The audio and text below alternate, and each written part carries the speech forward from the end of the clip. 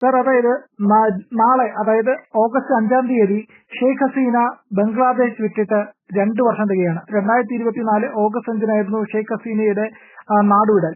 അതിനുശേഷം ഇപ്പോൾ 2 വർഷത്തിന് ശേഷം ഷെയ്ഖ് ഹസീന ലോകത്തോട് സംസാരിക്കാൻ ഒരുങ്ങുകയാണ്. നാളെ സർ മാർക്ക് ടുള്ളി ഓഡിറ്റോറിയത്തിൽ ഡൽഹിയിലാണ് വൈകുന്നേരം 6-നും 7-നും ഇടയ്ക്ക് ഷെയ്ഖ് ഹസീന ലോകത്തോട് സംസാരിക്കാൻ പോകുന്നത്. പക്ഷെ ഇതിനെതിരെ വലിയ പ്രതിഷേധവുമായിട്ട് ബംഗ്ലാദേശ് വന്നിട്ടുണ്ട്. ഇന്ത്യൻ മണ്ണിൽ നിന്നുകൊണ്ട് ബംഗ്ലാദേശിനെതിരെ സംസാരിക്കാൻ അനുവദിക്കരുത് എന്നാണ് ഹുമയൂൺ കബീർ എന്ന് പറയുന്ന അവരുടെ വക്താവ് നമ്മളോട് രാജ്യത്തോട് പറഞ്ഞിരിക്കുന്നത്. ദിനേശ് ത്രിപാഠി എന്ന് പറയുന്നത് നമ്മുടെ ഹൈക്കമ്മീഷണറോടാണ് പറഞ്ഞിരിക്കുന്നത്. ഏതായാലും നാളെ ആ ഗംഭീരമായ പ്രസംഗം നടക്കും. തസ്ലീമ നസ്രിൻ അടക്കമുള്ള പ്രമുഖരായിട്ടുള്ള വ്യക്തികളെല്ലാം തന്നെ ഷെയ്ഖ് ഹസീന മതത്തെ ഭയന്നിരിക്കരുത്, രാജ്യത്തെ മതത്തിന് വിട്ടുകൊടുക്കരുത് എന്ന് പറയുന്നുണ്ട്. സാർ, എങ്ങനെ വിലയിരുത്തുന്നു ഷെയ്ഖ് ഹസീനയുടെ ഈ പ്രസംഗത്തെ വരാനിരിക്കുന്നത്? തീർച്ചയായിട്ടും അവർ പ്രസംഗിക്കണം, അവർ പ്രസംഗിക്കാൻ അനുമതി നൽകണം. ഇന്ത്യ ഗവൺമെന്റ് എല്ലാ സുരക്ഷയും അവർക്ക് നൽകണം. അവർക്ക് ഇന്ത്യയിൽ അവർ വന്നത് ഒരു അഭയാർത്ഥി എന്നുള്ള രീതിയിലാണ്. സ്വന്തം ജീവൻ രക്ഷിക്കാൻ വേണ്ടി ചെയ്യാത്തൊരു കുറ്റത്തിന് അവരെ വധശിക്ഷയ്ക്ക് വിധിക്കാൻ വേണ്ടിയിട്ട് തയ്യാറായ ബംഗ്ലാദേശിലെ മതഭ്രാന്തന്മാരിൽ നിന്ന് രക്ഷപ്പെട്ടാണ് അവർ ഇന്ത്യയിൽ എത്തിയത്. അതെന്തുകൊണ്ടാണ് അവർ ഇന്ത്യയിലെത്തിയത്? അവർക്ക് വേണമെങ്കിൽ അമേരിക്കയിലേക്കോ അതുപോലെ മറ്റേതെങ്കിലും പാശ്ചാത്യ രാജ്യങ്ങളിലേക്കോ പോകാമായിരുന്നു. പക്ഷെ അവർക്ക് ഒരു കാര്യം വ്യക്തമാണ്, നരേന്ദ്രമോദിയുടെ ഇന്ത്യയിൽ അവർ സുരക്ഷിതയാണ് എന്ന ഒറ്റ ബോധം കൊണ്ടാണ് അതിലൂടെ വന്നത്. അപ്പൊ അവര് ഇന്ത്യക്ക് ഒരു തലവേദനയും സൃഷ്ടിച്ചിട്ടില്ല. പക്ഷെ ബംഗ്ലാദേശ് ഇപ്പോ ഇന്ത്യ ഗവൺമെന്റിനോട് ആവശ്യപ്പെട്ടിരിക്കുന്നത് ശുദ്ധ അസംബന്ധമാണ്. കാരണം ഈ ബംഗ്ലാദേശിനകത്ത് ഷെയ്ഖ് ഹസീനയെ പുറത്താക്കിയതിനു ശേഷം ഹൈന്ദവർക്ക് നേരെ നടന്ന ആക്രമണങ്ങൾക്ക് കണക്കില്ല. എത്ര ഹിന്ദുക്കൾ കൊന്നൊടുക്കിയവര് ഈ കഴിഞ്ഞ 2 വർഷം കൊണ്ട് ഇപ്പോഴും പലരും ഹൈന്ദവ സന്യാസിമാരും അതേപോലെ ഹൈന്ദവ സന്നദ്ധ സംഘടനകളുടെ നേതാക്കന്മാരെയൊക്കെ കള്ളക്കേസിൽ കുരുക്കി ജയിലിലിട്ടിരിക്കുകയാണ്. അവർ ഇതുവരെ മോചിപ്പിച്ചിട്ടുള്ളവരെ ആരും. അങ്ങനെയുള്ള ബംഗ്ലാദേശിലെ അവകാശം ഇന്ത്യയോട് അത് പറയാനായിട്ട്, അതായത് ഷെയ്ഖ് ഹസീനയോട് ഇവിടെ സംസാരിക്കരുതെന്ന് പറയാനായിട്ട്. അവരുടെ നാട്ടില് അവരുടെ പ്രധാനമന്ത്രി വർഷങ്ങളോടായിട്ടുള്ള പ്രധാനമന്ത്രിയായിട്ട് നല്ല ജനകീയമായ അടിത്തറയുള്ള ഒരു പ്രധാനമന്ത്രിയെ, ഒരു സ്ത്രീയെ ആ നാട്ടിൽ നിന്ന് ഓടിച്ചതിന് ശേഷം അവർക്ക് ഇവിടെ സ്വാതന്ത്ര്യം കൊടുക്കരുത്, സംസാരിക്കാൻ അനുവദിക്കരുത് എന്ന് പറയുന്നു. ഈ ബംഗ്ലാദേശ് രൂപീകരിച്ചത് ഇന്ത്യയാണ്. 1971 യുദ്ധത്തില് ഈ ബംഗ്ലാദേശ് ഈസ്റ്റ് പാകിസ്ഥാൻ എന്ന് പറയുന്ന രാജ്യം ഇല്ലായ്മ ചെയ്ത് അങ്ങനെ ബംഗ്ലാദേശ് ഈസ്റ്റ് പാകിസ്ഥാനിൽ അന്നുണ്ടായിരുന്ന ബംഗാളികളാണല്ലോ ഈസ്റ്റ് പാകിസ്ഥാനിൽ കൂടുതലും. അവരെ കണ്ടുപിടിച്ചിട്ടുണ്ടെങ്കിൽ ഇന്ത്യക്കാരല്ല എന്ന് പറയാൻ പറ്റില്ല. അവർ സംസാരിക്കുന്ന ബംഗാളി ഭാഷയാണ്. അവരുടെ കൾച്ചർ, അവരുടെ സംസ്കാരം, മതം വെച്ചുമാക്കിയ എല്ലാം വ്യത്യസ്തമാണ്, എല്ലാം സെയിമാണ്. അപ്പൊ അങ്ങനെയുള്ള ആ രാജ്യത്തിനെ സ്വതന്ത്രമാക്കി ബംഗ്ലാദേശ് എന്ന രാജ്യം രൂപീകരിച്ച് അവരുടെ ബംഗബന്ധു എന്നായിരുന്ന അവരുടെ സ്വാതന്ത്ര്യ സമര സേനാനിയായിരുന്ന ഷെയ്ഖ് മുജീബുർ റഹ്മാനെ ഏൽപ്പിച്ചത് ഇന്ത്യ ഗവൺമെന്റാണ്. അതിന് ഫുൾ ക്രെഡിറ്റ് പോകേണ്ടത് മുൻ കരസേനാ മേധാവിയും ഇന്ത്യയുടെ ആദ്യത്തെ ഫീൽഡ് മാർഷലുമായ ഫീൽഡ് മാർഷൽ മാനെക്ഷയ്ക്കാണ്. മാനെക്ഷയ്ക്കാണ്. അദ്ദേഹമാണ് ബംഗ്ലാദേശ് യുദ്ധം നിയന്ത്രിച്ചത്. അതേപോലെ തന്നെ മറ്റൊരു കമാൻഡർ ഉണ്ട്, സൈനിക കമാൻഡർ ഉണ്ടായിരുന്നു, JFR ജേക്കബ് എന്ന് പറഞ്ഞത്, മേജർ ജനറൽ JFR ജേക്കബ്. അദ്ദേഹത്തിനൊക്കെയാണ് അതിന്റെ ക്രെഡിറ്റ് പോകേണ്ടിയിരുന്നത്.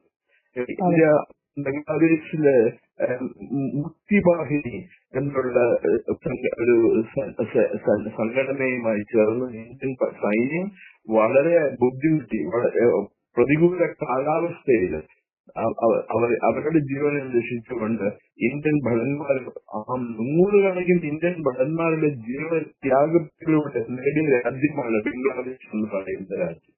ആ രാജ്യത്തിനെ സ്വതന്ത്രമാക്കി കഴിഞ്ഞാൽ ഇന്ത്യക്ക് കിട്ടിയതെന്ന് അവിടെ ഇപ്പോൾ ഉള്ള ജമാഅത്തെ ഇസ്ലാമി, അതുപോലെ ഇസ്ലാമിക് തീവ്രവാദികളും താൽക്കാരന്മാരും തൊപ്പിക്കാരന്മാരും മുള്ളകളും മുക്രികളും ഒക്കെ കയറി മേയുന്നത്. അവർക്ക് ഇന്ത്യയുടെ യാതൊരു താല്പര്യമില്ല. അവർക്ക് ചൈനയായിട്ടും പാകിസ്ഥാനുമായിട്ടാണ് അവർക്ക് കൂടുതൽ ബന്ധം. പാകിസ്ഥാനിൽ നിന്ന് 2 പേര് ഇതിലേക്ക് ബംഗ്ലാദേശിൽ എത്തിയിട്ടുണ്ട്. അവര് പ്രധാന പോസ്റ്റുകളിലെല്ലാം കയറി എത്തിയിട്ടുണ്ട്. അവരാണ് ബംഗ്ലാദേശിൽ നയങ്ങൾ രൂപീകരിക്കുന്നതെന്ന് വേണം അവര്.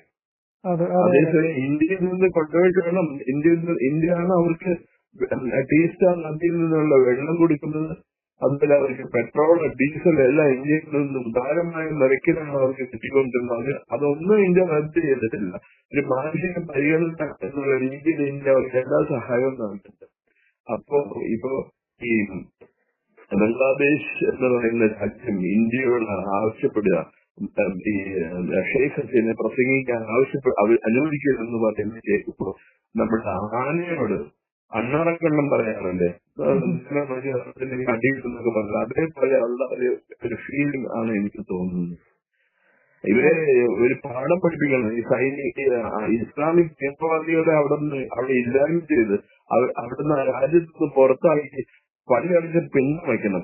എന്നിട്ട് ഈ ഗവൺമെന്റിനെ ഇവരുടെ കയ്യിൽ ഏൽപ്പിച്ചു കൊടുക്കണം ഈ ഷെയ്ഖ് ഹസീനയെ. കാരണം ഇതിന് വിദേശ ശക്തികളാണ് ഈ ഇസ്ലാമിക് തീവ്രവാദികൾക്കും ജമാഅത്ത് ഇസ്ലാമി എന്ന ഭീകര സംഘടനയ്ക്കും അതുപോലെ മറ്റ് ഇസ്ലാമിക് ഭീകര സംഘടനകൾക്കും എല്ലാ സഹായവും ചെയ്തു കൊടുത്തിരുന്നത് വിദേശ ജോർജ് സോറോസിന്റെ സംഘടനകൾ, ഡീപ് സ്റ്റേറ്റ് പോലുള്ള സംവിധാനങ്ങളുമാണ് അവർക്ക് എല്ലാ സഹായവും ചെയ്തു കൊടുക്കുന്നത്. കാരണം അവരെ സംബന്ധിച്ചിടത്തോളം അവർക്ക് ഒരു ബേസ് കിട്ടുകയാണ് ഇന്ത്യൻ ഉപഭൂഖണ്ഡത്തിന്.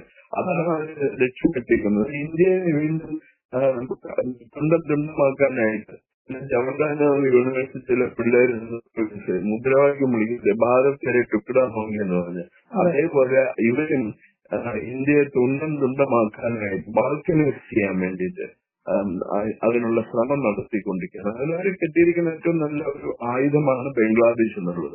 അത് മനസ്സിലാക്കി ഇന്ത്യ ഗവൺമെന്റ് വേണ്ട നടപടികൾ സ്വീകരിക്കുന്നത് തന്നെയാണ്. എല്ലാ സഹായവും ചെയ്തു കൊടുക്കണം. അവർക്ക് പ്രസംഗിക്കാനായിട്ട്, അവർക്ക് മറ്റേതൊരു പൗരനെ പോലെ ഇന്ത്യയിൽ ജീവിക്കാൻ സാധിക്കണം.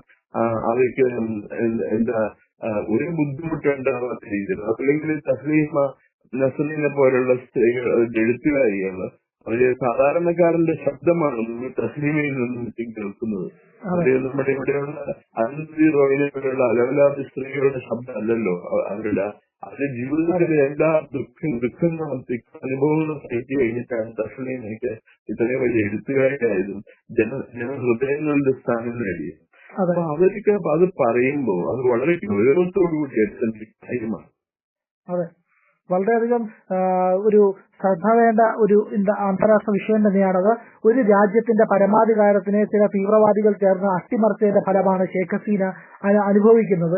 ശരിക്കും അതൊരു രാജ്യത്തിന്റെ ദുരന്തമാണ്. അതിനെ തിരിച്ചുപിടിക്കണമെന്നാണ് തസ്ലീമ നസ്രിൻ അടക്കമുള്ളവർ പറയുന്നത്. ഏതായാലും അവിടേക്ക് ചെന്നു കഴിഞ്ഞാൽ തൂക്കിക്കൊല്ലുക തന്നെ ചെയ്യുമെന്ന് അവിടുത്തെ നിയമമന്ത്രി അടക്കമുള്ളവർ ആവർത്തിക്കുന്നുണ്ട്.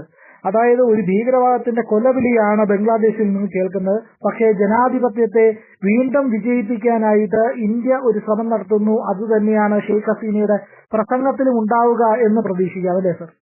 തീർച്ചയായിട്ടും വളരെ പ്രധാനപ്പെട്ട കാര്യങ്ങളായിരിക്കും അവർ തന്റെ പ്രസംഗത്തിൽ പറയാൻ പോകുന്നത്.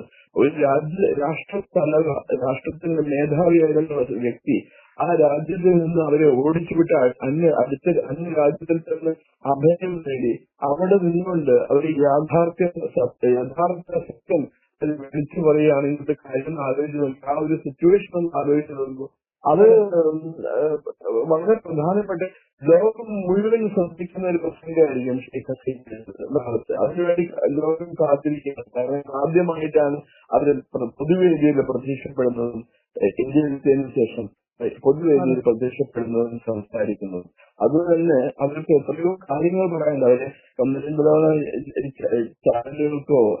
ചാനലുകൾക്കല്ല വാർത്താ ഏജൻസികളായ റോയിറ്റേഴ്സ് ഇന്റർവ്യൂ എല്ലാം കൊടുത്തിട്ടുണ്ട്. പക്ഷെ ഇത് ആദ്യമായിട്ടാണ് അവർ പൊതുവേദിയിൽ പ്രത്യക്ഷപ്പെട്ട് ജനങ്ങളോട് നേരിട്ട് സംവദിക്കുന്നത്. അത് ലോകം മുഴുവൻ കാത്തിരിക്കുകയാണ് അവരെന്താണ് പറയുന്നത് എന്ന് അറിയാൻ വേണ്ടിയിട്ട്. ബംഗ്ലാദേശിലെ ഈ ഇപ്പോഴത്തെ സിറ്റുവേഷൻ, മിലിറ്ററി വന്നതിന് ശേഷം ഇസ്ലാമിക് തീവ്രവാദികൾ വന്നതിന് ശേഷം ബംഗ്ലാദേശിലെ ജനങ്ങൾ നേരിടുന്ന ദുരിതത്തെ കുറിച്ച് കഴിഞ്ഞതൊരു നസറിൻ കൽക്കത്തയിൽ പ്രസംഗിച്ചപ്പോ പറഞ്ഞിരുന്നുണ്ടല്ലോ. അപ്പൊ അതിന്റെ എത്രയോ ഇരട്ടി കാര്യങ്ങൾ ഷെയ്ഖ് ഹസീനയ്ക്ക് പറയാനുണ്ടാകും. അവർക്ക് അവരോട് പരിചയമുള്ള അവരോട് തമ്മിലുള്ള ഇന്റലിജൻസ് മേധാവികളൊക്കെ ഇപ്പോഴും ഉണ്ടല്ലോ ബംഗ്ലാദേശിൽ. അവർക്ക് വിവരം കൊടുക്കാതിരിക്കും. അത് അവർക്ക് പറയാൻ സാധ്യതയുണ്ടാവും. അതിനു വേണ്ടിയിട്ടാണ് കാത്തിരിക്കേണ്ടത്. ഇന്ത്യയോട് വളരെ നന്ദികേടാണ് ഈ പാകിസ്ഥാനി ഈ ബംഗ്ലാദേശി ഭരണകൂടം, പ്രത്യേകിച്ച് ഒരു മുഹമ്മദ് യൂനസ് എന്ന് പറയുന്ന ഇസ്ലാമിക് തീവ്രവാദി ചെയ്തുകൊണ്ടിരിക്കുന്നത്. അതെ അതെ